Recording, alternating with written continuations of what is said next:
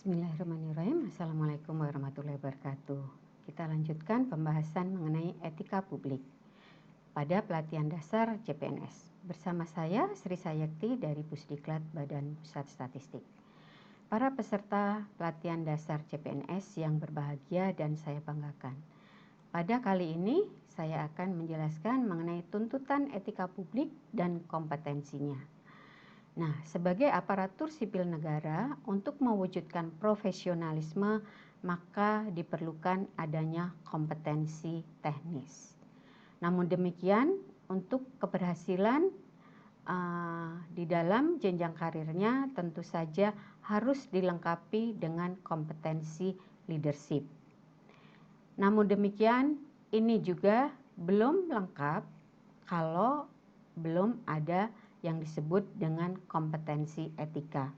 Karena dengan adanya kompetensi etika, maka seorang aparatur sipil negara, seorang pejabat publik akan bisa lebih peka, lebih peduli, responsif, tidak diskriminatif, profesional di dalam memberikan pelayanan kepada publik. Demikian seperti saya kutip dari buku Etika Publik untuk Integritas Pejabat Publik dan Politisi karangan Bapak Haryatmoko yang diterbitkan tahun 2011. Baiklah, saya akan menjelaskan satu demi satu. Bagaimana kompetensi teknis ini diwujudkan? Tentunya diperlukan seorang aparatur sipil negara yang mengetahui tentang hukum. Aturan-aturan mulai dari peraturan mengenai pelaksanaan pekerjaan atau standar operating procedure sampai dengan peraturan perundang-undangan yang ditetapkan oleh legislatif. Kemudian yang kedua adalah kemampuan manajemen program, bagaimana mengelola program mulai dari perencanaan, pelaksanaan, pengawasan, pelaporan, evaluasi.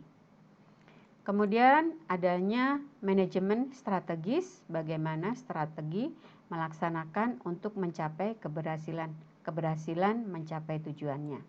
Dan kompetensi sumber daya, bagaimana mengelola sumber daya baik sumber daya manusia maupun material dan finansial.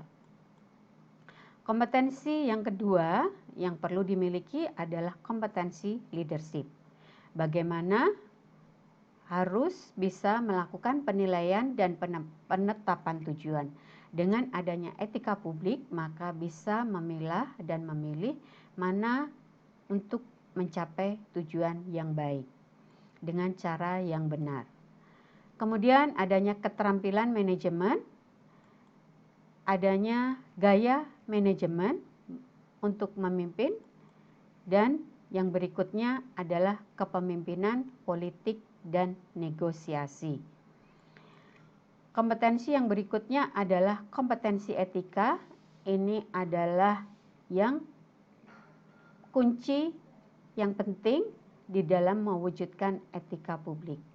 Kompetensi etika yang dimulai dari memanage nilai-nilai yang mendasarinya, yang dijadikan sebagai pedoman untuk berpikir, bertindak, dan berperilaku.